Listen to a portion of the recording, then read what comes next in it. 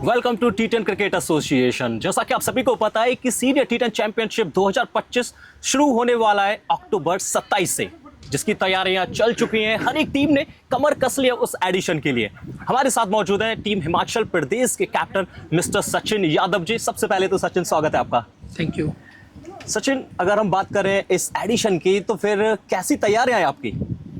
देखिए, तैयारियां तो अच्छी रही, नो डाउट, क्योंकि ये हिमाचल टीम पहली बार इसमें पार्टिसिपेट कर रही है, तो तैयारियां हमारी चल रही हैं। बाकी जो एक्चुअलिटी है वो ग्राउंड में दिखेगी, तो वो जब टूर्नामेंट स्टार्ट होगा तब हमें पता चलेगा कि बाकी हम बैकएंड पे जितना कर सकते हैं वो हम कर रहे हैं। सचिन भाई, आपसे मेरा एक सवाल रहेगा, वो जर्नी कब से शुरू हुई थी जब आप टी10 क्रिकेट एसोसिएशन के साथ जुड़े थे?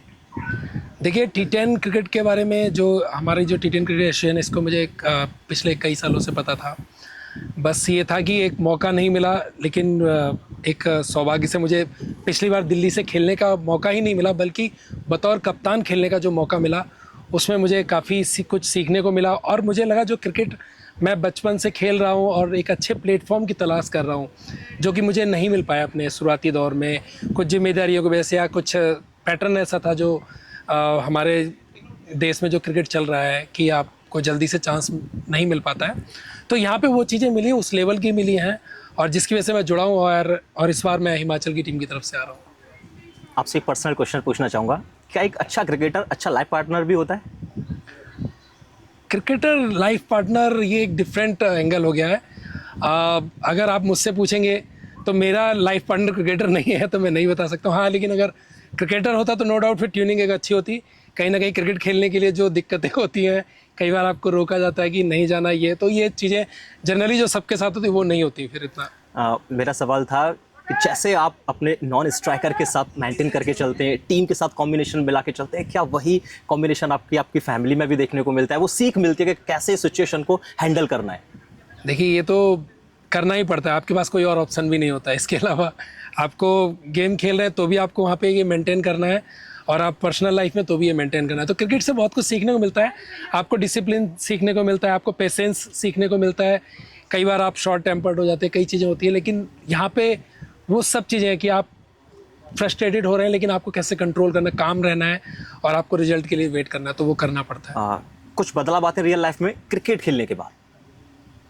क्रिकेट खेलने के बाद बस ये कि जब आपको खेलने को मिल जाता है तो फिर आप घर में जाके थोड़ा काम रहते हैं कि हाँ चलिए ठीक है, अब हम खेल के आगे हमने अपनी मन की कर ली, तो चलो अब घर में जो डिमांड हो रही है वो देख सकते हैं। पसंदीदा प्लेयर कौन है आपका? मेरा पसंदीदा प्लेयर की अगर मैं बात करूँ तो इनिशियल डेज जब मैंने शुरू किया था 99 से, तो मेरा सौरव गांगुली मेरे बहुत फेवरेट रहे थे दादा। एंड उसके बाद फिर धीरे धीरे जैसे जनरेशन चेंज होती थी, करंट में अगर बात करूँ तो अभिषेक शर्मा का जो एटीट्यूड है, जो खेलने का तरीका है, वो मुझे काफ़ी पसंद आ रहा है। और मुझे लगता है कि उस लेवल पे, उस स्टार्टिंग फेज़ में वो एज एन ओपनर ऐसे ही स्टार्टिंग होनी चाहिए। तो जैसे भी जो खेलते हैं मुझे अच्छा लगता है। सहवाग पहले थे, वो अच्छे लगते थे, एंड अभी अभिषेक शर्मा खेल रहे हैं तो बहुत अच्छा है। अगर हम क्रिकेट जर्नी की बात करें, कैसे और कहाँ से शुरू हुई थी आपकी क्रिकेट जर्नी? क्रिकेट जर्नी की अगर मैं बात करूं तो क्योंकि मुझे घर में कभी किसी ने रोका नहीं है, मुझे मेरी फैमिली की तरफ से काफ़ी सपोर्ट रहा है, कोई ऑब्जेक्शन नहीं रहा। और क्योंकि घर से कोई ऑब्जेक्शन नहीं था तो सारा बैट बॉल मेरा होता था। तो कैप्टनसी अगर मैं बात करूं तो बाय डिफ़ॉल्ट पहले सामान की वजह से आई कि भाई तुम्हारा तो हमारे रूल होंगे, सब अपना होगा। एंड उसके बाद फिर धीरे धीरे क्या हो गया कि जब आप उस रोल में होते हैं, प्लानिंग करते रहते हैं, चीज़ें होती रहती हैं, तो धीरे धीरे वो चीज़ें चलती रहती हैं, तो क्रिकेट अब बढ़ता चला गया। एंड क्रिकेट की वजह से आज मैं टी10 में अगर खेल रहा हूँ तो मुझे काफ़ी अच्छा फील होता है, और आई होप कि हाँ आगे भी बहुत अच्छा जाएगा। माता पिता का रोल हमेशा लाइफ में बहुत ज़्यादा महत्वपूर्ण रहता है, कभी रोक टोक नहीं करते। मिसेस का कितना रोल रहा है आपको मैच खेलने में और रोकने में? नहीं, ऐसा कुछ मैं ये कहूँगा ऐसा कुछ नहीं रहा है, कोई रोकने वाली बात नहीं रही कभी भी। वो तो चलिए ठीक है, कभी होता है कि ज़्यादा ही क्रिकेट हो गया है, घर को भी देखना है, बाहर को भी देखना है, तो वो फिर थोड़ी बहुत चीज़ें होती, बट ठीक है, चलता है। क्रिकेट जर्नी में कोई एक ऐसा मोमेंट आया है जहाँ पर आपने बहुत ज़्यादा सेलिब्रेट किया हो, या फिर ऐसा लगा हो कि यार ये नहीं होना चाहिए था? नहीं, देखिए, नहीं होना चाहिए। देखो, आपकी हर हार आपके लिए एक पैनिक तो देती है, कभी कुछ ज़्यादा होता है, कुछ कम होता है।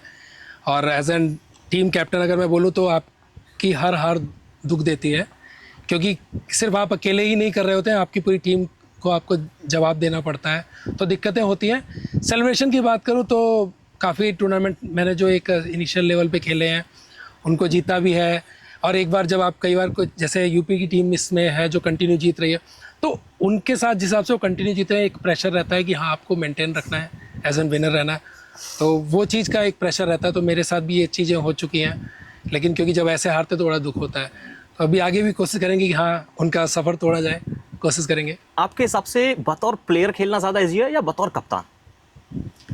देखिए मैं बोलूँ तो अगर आप बहुत टैलेंटेड हैं या कुछ हैं, कई बार हमारा कोई दूसरा प्लेयर अगर ऊपर जाता है और पीछे प्लेयर होते हैं, क्योंकि मैं ये एज एन कैप्टन एक्सपीरियंस करके बता सकता हूँ, क्योंकि जो लोग नहीं पहुँच पाते हैं उनको लगता है कि अगर हम होते तो ज़्यादा अच्छा कर लेते। तो एक एज एन प्लेयर कई बार फ्रस्ट्रेशन भी होती है, जिम्मेदारी नहीं होती, सिंगल फोकस होता है, बट एज एन कैप्टन आपको पूरी टीम को लेके चलना है, बट आपको डिसाइड करना है कि किस प्लेयर को कहाँ पे मौका देना। तो एक प्रेशर रहता है कि आपको सही पर्सन को सही जगह पे पोजीशन करना। सचिन भाई, अगर आप इस वीडियो के माध्यम से कोई मैसेज देना चाहें तो आने वाले यंगस्टर्स के लिए क्या मैसेज देंगे? देखिए मैं केवल यंगस्टर्स को ही नहीं, मतलब हर उस टैलेंट को एक मैसेज देना चाहूँगा जिनको कहीं मौका नहीं मिल पाता है, वो T10 क्रिकेट खेलें, हमारे T10 क्रिकेट एसोसिएशन के साथ जुड़े, तो एक प्लेटफॉर्म आपको मिलेगा आपको अपना टैलेंट शोकेस करने का, जो जनरली सबको नहीं मिल पाता है। बहुत से लोग पीछे रह जाते हैं। इंडिया में इतना टैलेंट है, आई डोंट थिंक कि किसी कंट्री में इतना टैलेंट होगा, तो ये एक अच्छा प्लेटफॉर्म है, इससे बेस्ट कुछ नहीं हो सकता है। बात करते हैं कुछ ऐसी अनसुनी कहानियों की। कोई ऐसी कहानी आपकी जो शायद अभी किसी को पता नहीं चली है, वो आपके अंदर ही बस घूमे जा रही है? ऐसा तो कोई मोमेंट मुझे अभी फ़िलहाल याद नहीं आता है। जितना भी है जो मुझे लगता है जो मैं शेयर कर सकता हूँ, तो वो मैंने अभी तक सब कुछ बताया हुआ है।